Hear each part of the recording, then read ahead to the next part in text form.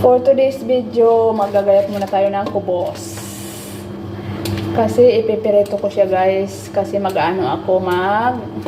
gagawa ako ng pata na yung American rice. Tapos American rice.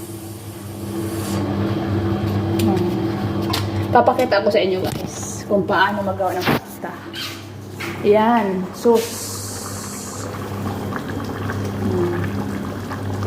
Nalagay ko mamaya dito yung rice, American rice.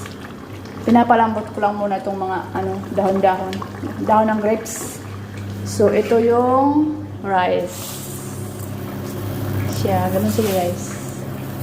Tapos ito yung tamarind. So yan, mamaya ilalagay ko yan. Pagkatapos ko, dito guys. Lumambot na, tapos may ko na yung rice. So that's why, good luck. Please and share my videos. Thank you for watching mga kababayan. God bless.